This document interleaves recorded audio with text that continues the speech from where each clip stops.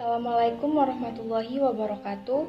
Perkenalkan, nama saya Hidayatuliza TPP NIM 165. Di sini saya akan menjelaskan mengenai pemberdayaan masyarakat, bagian tahapan dalam pemberdayaan masyarakat.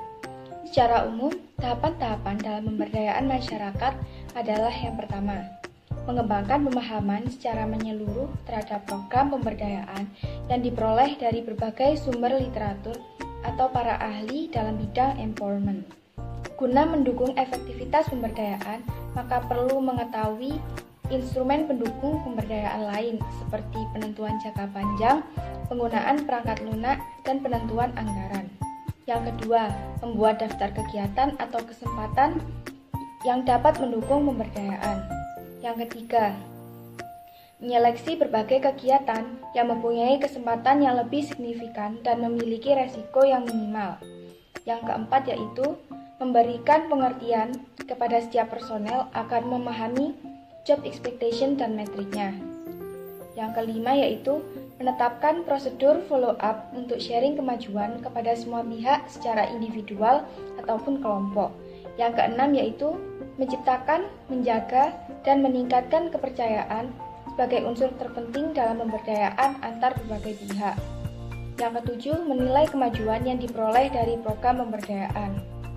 Tahapan tersebut sangat penting direncanakan dalam program pemberdayaan sebagai acuan pelaksanaan yang dapat disesuaikan dengan kondisi dan kemampuan organisasi sekolah terhadap objek yang diberdayakan. Masyarakat sebagai alat kontrol terhadap pendidikan dapat memberikan masukan bagi penyelenggaraan pendidikan. Opini masyarakat akan sangat membantu sekolah dalam mewujudkan skala program dan rencana pengembangan sekolah secara optimal. Sebagai opini yang baik merupakan modal utama bagi sekolah untuk mendapatkan bantuan dari berbagai pihak. Assalamualaikum warahmatullahi wabarakatuh. Perkenalkan, nama saya Aisyah Nurwiji Islam, NIM 181.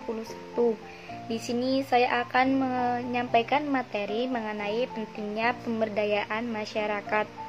Nah, dalam meningkatkan mutu pendidikan, adapun peran-peran dan upaya dalam meningkatkan mutu pendidikan. Di sini ada beberapa peran. Nah, yang pertama yaitu peran-peran dalam meningkatkan pendidikan. Yang pertama, menunjang aktivitas utama manajemen dalam mencapai tujuan bersama atau visi sebuah lembaga. Yang kedua, membina hubungan yang harmonis antara organisasi dengan publiknya. Nah, yang ketiga, mengidentifikasi opini, persepsi, dan respon terhadap organisasi.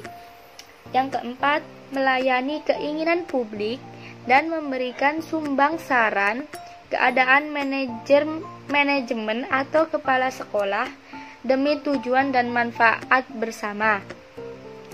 Yang kelima, menciptakan komunikasi dua arah atau timbal balik dan mengatur arus informasi publik serta pesan dari organisasi ke publiknya atau sebaliknya demi tercapai citra positif bagi kedua belah pihak.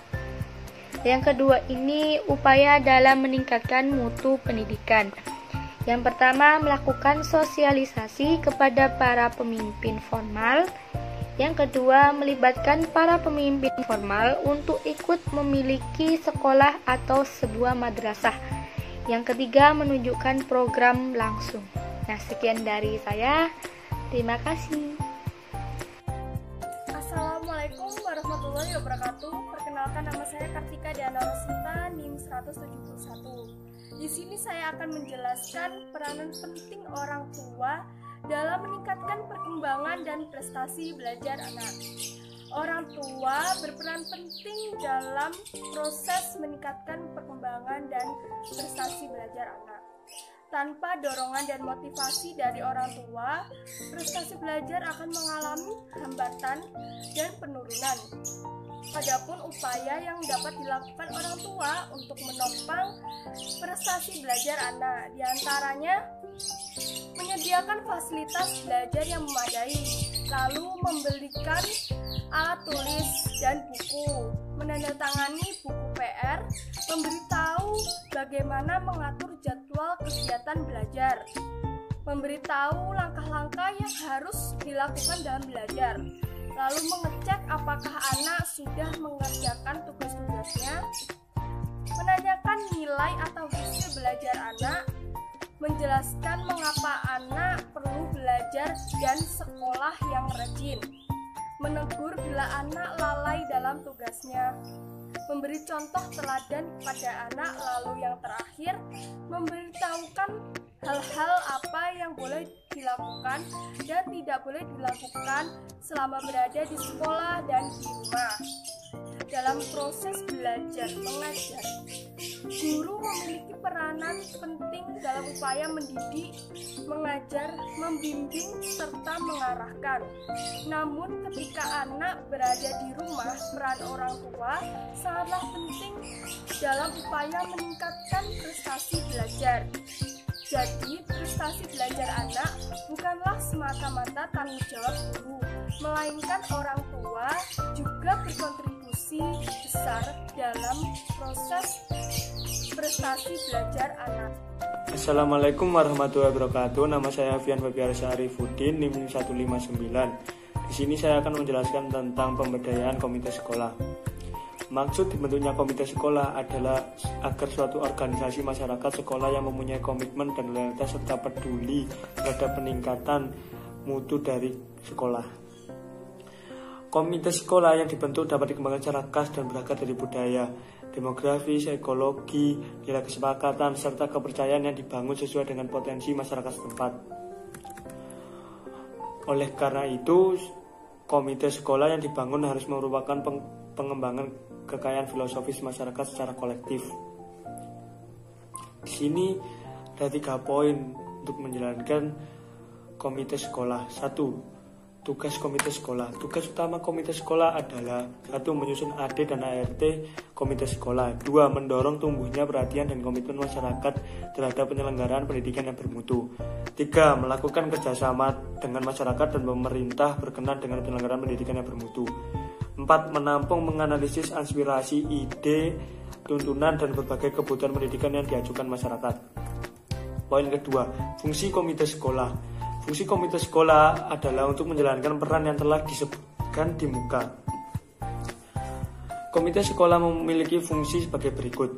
1. Mendorong tumbuhnya perhatian dan komitmen masyarakat terhadap penyelenggara pendidikan yang bermutu. 2. Melakukan kerjasama dengan masyarakat dan pemerintahan berkenan dengan penyelenggaraan pendidikan bermutu. 3. Menampung dan menganalisis aspirasi, ide, tuntunan, dan berbagai kebutuhan pendidikan yang diajukan oleh masyarakat. Yang poin 3, peran komite sekolah. Keberadaan komite sekolah harus bertumbuh pada landasan partisipasi masyarakat dalam meningkatkan kualitas pelayanan dan hasil pendidikan di suatu pendidikan atau sekolah.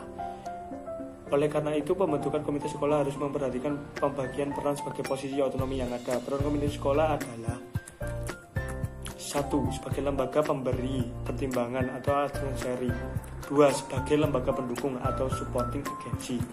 3. Sebagai pengontrol atau controlling agency. 4. Sebagai lembaga mediator atau mediator agency. Sekian dari saya.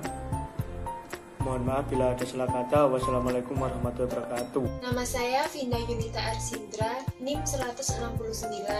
Di sini saya akan menjelaskan peran masyarakat untuk meningkatkan mutu pendidikan di sekolah. Masyarakat selaku pengguna jasa lembaga pendidikan memiliki kewajiban untuk mengembangkan serta menjaga keberlangsungan penyelenggaraan proses pendidikan. Masyarakat dapat berperan serta sebagai sumber pelaksana dan pengguna hasil. Yang pertama, kesiapan sumber daya manusia secara profesional. Yang kedua, mendukung program sekolah. Yang ketiga, menghadiri pertemuan sekolah untuk mengetahui perkembangan siswa. Yang keempat, membentuk murid belajar. Dan yang terakhir, mencari sumber lain atau pendukung untuk memecahkan masalah pendidikan. Bagi sekolah, partisipasi masyarakat dalam pembangunan pendidikan adalah kenyataan objektif yang dalam penghambatannya ditentukan oleh kondisi subjektif, menuntut adanya pemahaman yang sama atau objektif dari sekolah dan orang tua dalam tujuan sekolah.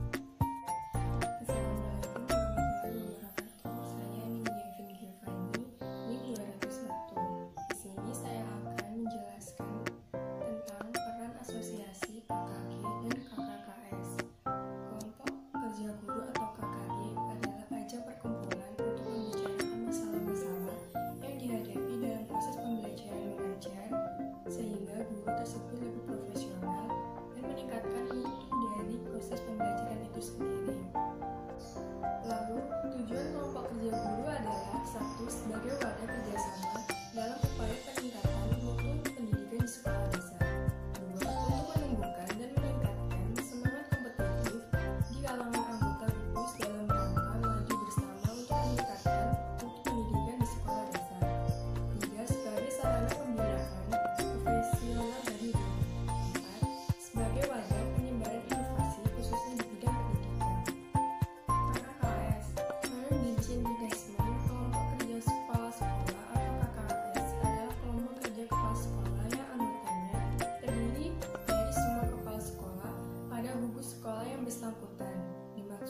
Sebagai wadah pembinaan profesional bagi kepala sekolah dalam upaya peningkatan kemampuan kepala sekolah baik yang terkait dengan edukatif maupun manajemen sekolah. Pada akhirnya, dalam rangka peningkatan mutu pendidikan pada ruang lingkup tugas dan tanggung jawab sekolah masing-masing dan peningkatan mutu pada sekolah yang lebih luas, yakni di tingkat gugus. Lalu, tujuan dari KKKS diantaranya adalah 1. Memberikan kesempatan kepada anggota KKKS untuk berbagi pengalaman serta saling memberikan bantuan dan umpan balik. 2. Meningkatkan pengetahuan dan keterampilan serta mengadopsi pendekatan pembaharuan dalam pembelajaran yang lebih profesional bagi anggota KKKS. 3. Memberdayakan dan membantu anggota KKKS dalam melaksanakan tugas-tugas pembelajaran di sekolah. 4. Meningkatkan kompetensi dan kinerja anggota KKKS dalam peningkatan hasil belajar pengembangan profesional guru. 5. Meningkatkan mutu proses pembelajaran dan mutu pendidikan yang tercermin dari peningkatan hasil belajar peserta didik. 6. Mendorong guru untuk memiliki kemampuan menggunakan metode pembelajaran yang aktif, inovatif, kreatif, efektif, dan menyenangkan atau PAIKEM di dalam kelas yang tercermin dari peningkatan hasil belajar peserta didik.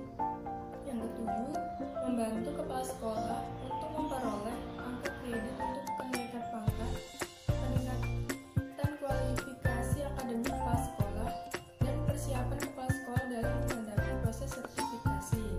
Assalamualaikum warahmatullahi wabarakatuh. Perkenalkan, nama saya Idola Nurbaiti, NIM 188. Di sini saya akan menjelaskan peran dunia usaha dalam pendidikan. Dunia usaha merupakan wadah masyarakat untuk meningkatkan mutu pendidikan, mendukung program sebuah sekolah dengan ikut membuat RIPS dan EAPBS yang dijabarkan dalam program sekolah di bidang sarana prasarana sekolah. Peran dunia usaha mencerminkan 3 fungsi pokok, yaitu 1.